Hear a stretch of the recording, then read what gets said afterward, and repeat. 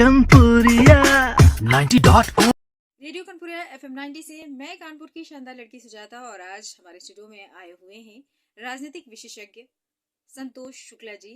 तो करेंगे हम आज इनसे MLC चुनाव पर कुछ चर्चा। विधान परिषद की अगर बात करें कि वहाँ पे उनकी मत रखी जाती है, तो स्पेसिफिक रूप से अगर बात करें तो वो क्या काम करते हैं, उनका क्या उसमें उनका भागीदारी क्या रहती है विधानसभा?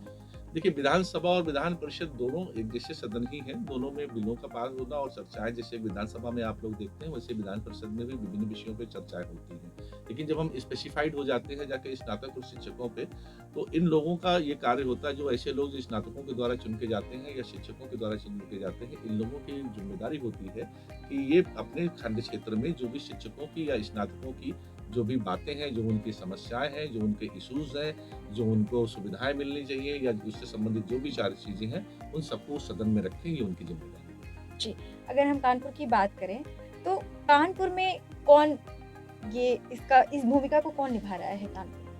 देखिए, कानपुर उन्नाव खंड में अभी जब मुझे जैसे याद है, तो इससे पहले बहुत सारे कम लोग जो है इस विधान परिषद के बारे में, विधान परिषद चुनाव के बारे में अवेयर थे, जानकार थे।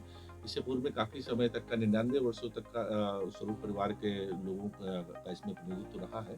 इसमें वो लोग स्नातक खंड से जीतते रहे। पिछले 2 बार से भारतीय जनता पार्टी के अरुण पाठक जी इसमें विजयी रहे हैं और वो लगातार उसमें स्नातकों का प्रतिनिधित्व कर रहे हैं। इस बार भी उनका कार्यकाल समाप्त हो गया और चुनाव में सब लोग जा रहे हैं। 12 तारीख का नॉमिनेशन की डेट है और 30 तारीख स्नातक और शिक्षक दोनों की पोलिंग की डेट है। 2 तारीख को काउंटिंग का वो है।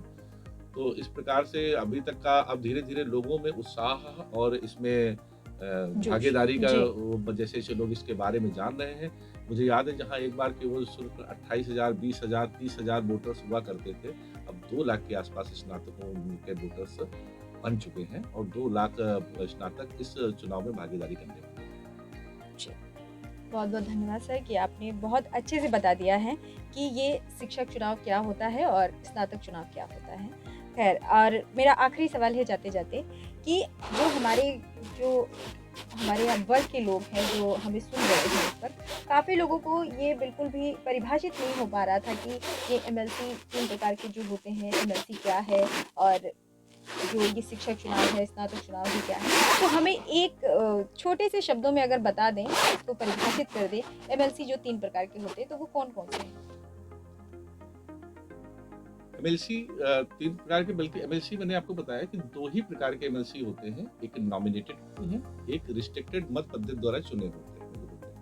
रिस्ट्रिक्टेड मत पद्धति से ये है कि उसमें रिस्ट्रिक्शन लगा हुआ है कि कौन लोग वोट देंगे। स्नातक चुनाव क्या है? देखिए, इसमें जो ग्रेजुएट्स होते हैं, स्नातक जो हम लोग ग्रेजुएट्स होते हैं, विभिन्न प्रकार के ग्रेजुएट्स होते हैं, जैसे कि बीटेक होते हैं, बी फार्मा होते हैं, जिसमें बैचलर शब्द लगा होता है, यानी कि जो भी विभिन्न प्रकार के ग्रेजुएट्स होते हैं वो इसमें वोट डालने के अधिकारी हैं। और इसका एक ये ड्रॉबैक कह लीजिए या माइनस पॉइंट कह लीजिए कि जैसे कि हमारी विधान परिषद में ऐसा होता है कि हमारी वोटर लिस्ट जो कि एज इट इज रहती है और उसका एक बार सत्यापन होता है। हमारे जो BLOs वगैरह होते हैं वो इसका सत्यापन करते हैं कि कौन इस जगह पे रह रहा है, कौन नहीं रह रहा है। उसके बाद वो वेरीफाइड होकर एज इट इज रहती है। लेकिन विधान परिषद, ये खासकर ये स्नातक विधान परिषद खंड चुनाव में ये ऐसा नहीं रहता। हर चुनाव के बाद जो है वोटर लिस्ट पूरी लैप्स हो जाती है। अच्छा। हर बार वोटर लिस्ट ये नई बनती है। तो कई लोग इस भ्रम में रहते हैं कि हमारा पिछली बार वोट था तो इस बार भी हमारा वोट होगा। ऐसा नहीं होता है। उनको बार बार वोट अपना बनवाना पड़ता है। बनवाने के लिए क्या तरीका? बनवाने के लिए उनको सिंपल से डॉक्यूमेंट्स होते हैं, जिसमें उनके ग्रेजुएशन की मार्कशीट या सर्टिफिकेट की कॉपी होती है और उनका रेजिडेंशियल प्रूफ जो होता है, जैसे आधार हो गया या वोटर ID हो गई, ऐसा कुछ, और फोटो, ये सारी चीज एक फॉर्म होता है। उस फॉर्म में फिलअप करके इलेक्शन ऑफिस में जमा करने से आराम से या ऑनलाइन जमा करने से हम घर में हो सकते हैं, हम आगे की स्टडी कर रहे हो सकते हैं, हमारा कोई भी ऐसा पहलू हो सकता है, तो हम उसको सीधे जाके हार्ड कॉपी के द्वारा या इलेक्शन जो गवर्नमेंट की वेबसाइट है उसमें हम अपने फॉर्म डाउनलोड करके उसको फिलअप करके हम इसको अपने उसके वोटर लिस्ट में अपना नाम जोड़ सकते हैं। कहीं के भी स्नातक कहीं पे भी डाल सकते हैं, ऐसा नहीं कि हम कानपुर के हैं, कानपुर में भी वोट करें या किसी अन्य विश्वविद्यालय में किया हो तो शादी के बाद वो दूसरी जगह शिफ्ट हो जाती हैं, तो ऐसी अवस्था में उनका वोट वहीं पे बनेगा जहाँ पे वो निवास कर रही हो। ग्रेजुएशन उन्होंने किसी भी विश्वविद्यालय से, किसी भी भूभाग से किया होगा, उसका कोई फर्क नहीं। चुनाव है, शिक्षक चुनाव है, तो जैसे आम चुनाव होता है तो लोगों के दिमाग में रहता है कि नहीं इससे कुछ फ़ायदा होगा, हमें फ़ायदा होगा तो चलो हम वोट देते हैं। लेकिन अगर ये स्पेसिफिक रूप से है कि अगर शिक्षक है तो शिक्षक ही वोट देंगे और ग्रेजुएशन कोई किया है तो वही वोट देगा, तो इससे क्या फ़ायदा है आम जनता को? देखिए ये स्पेसिफाइड है चुनाव ग्रेजुएशन के लिए, ग्रेजुएट के लोगों के लिए और शिक्षकों के लिए। तो निश्चित रूप से सदन में उनके ही मुद्दे और उनके ही इश्यूज जाने वाले हैं। आम जनमानस का इससे कोई सरोकार नहीं है, आम जनमानस के मुद्दों का कोई इससे मतलब नहीं है। उनके लिए अलग हाउस है, अलग लोग हैं जो उनकी बातों को सदन में रखने के लिए आवंटित हैं। उनकी बातों को सदन में पहले भी रखते आ रहे हैं और आगे भी रखेंगे। लेकिन ये केवल जो है स्पेसिफाइड है ग्रेजुएशन के ग्रेजुएट वोटरों के लिए और शिक्षकों के लिए। इसलिए आप इससे अंदाजा लगाइए कि इससे पहले कहाँ केवल 20,000 वोटर कानपुर उन्नाव खंड क्षेत्र से हुआ करते थे। जी। इससे आप इसके अवेयरनेस की अंदाजा लगा लीजिए कि इसके चुनाव की कोई अवेयरनेस नहीं होती। धीरे-धीरे इसके लोग जनता में जागरूक हो रही है और स्नातकों के ही और शिक्षकों के ही जैसे कि आम चुनाव होते हैं तो सबके चिन्ह होते हैं कि इस चुनाव चिन्ह पर आप निशान लगाएं, तो क्या इसमें भी कोई चुनाव चिन्ह मिलता है? इसमें नाम रहता है और जो पार्टीज रहती है उनके चुनाव से नामांकित होते हैं और इसमें प्रायोरिटीज की जब मुहर या स्टैंप नहीं लगाया जाता। इसमें अपनी प्रायोरिटीज 1, 2 ऐसे करके आइडेंटिफाइड किया जाता है और बहुत सारे लोग देखा गया है कि इसमें गलती कर देते हैं, कहीं क्रॉस लगा देते हैं, कहीं टिक कर देते हैं। इसमें अपनी प्राथमिकताएं देनी होती हैं कि जिसको हम प्रथम वरीयता देना चाहते हैं उसके आगे सिंगल 1 लिखते हैं, जिसको द्वितीय वरीयता देना चाहते हैं उसको 2 लिखते हैं, जिसको तृतीय वरीयता देना चाहते हैं उसको 3 लिखते हैं। इसमें वरीयता क्रम में वोट देने का अधिकार वोटर्स को प्राप्त होता है।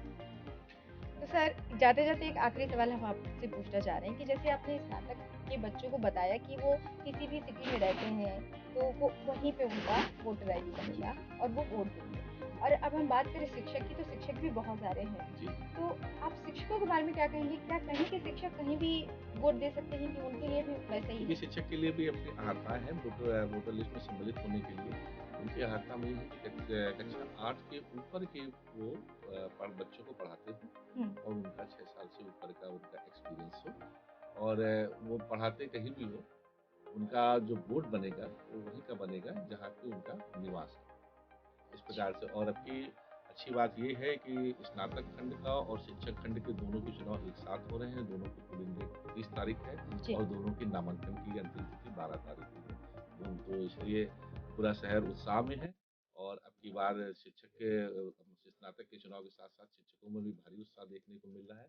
मुझे लगता है कानपुर शहर में 10,000 से अधिक शिक्षक मतदाता इस बार सम्मिलित हो रहे हैं इस चुनाव में और निश्चित रूप से कानपुर की आवाज़, कानपुर के स्नातकों की आवाज़ और कानपुर के शिक्षकों की आवाज़ लखनऊ में बुलंद होने जा रही है। मेरा सभी से अनुरोध है और सर से हम कहेंगे कि सर आप हमारे लिसनर्स के लिए कानपुरिया रेडियो के लिसनर्स के लिए आपको जोरदार कुछ कह दें तो मजा आ देखिए, जाए। मैं आपके लिसनर्स के लिए संदेश देना चाहूँगा। सबसे पहले आपको बधाई देना चाहूँगा कि आपने ऐसे सेंसिटिव मुद्दे को जी। उठाया और लगातार मैं आपका सुनता हूँ कि आप ऐसे विषयों को अपने लिसनर्स के लिए लाती हैं। निश्चित रूप से आज का आपका जो विषय है, जो आपकी टैगलाइन है सुनो कान लगा के, वो वास्तव में सुनो कान लगा के ही विषय है और लोगों को कान लगा के ही सुनना चाहिए।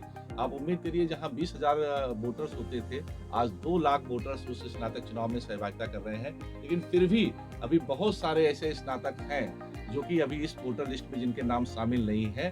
निश्चित रूप से उनको भी शामिल होना चाहिए क्योंकि ये उनका अधिकार है, उनकी आवाज़ भी सदन में आनी चाहिए। तो मेरा आपके लिसनर्स को और आपके इस चैनल के माध्यम से, आपके माध्यम से ये उनको संदेश है कि आइए और आज के इस राजनीति में अपने हिस्सेदारी को सुनिश्चित कीजिए और देश को अपनी दिशा दीजिए।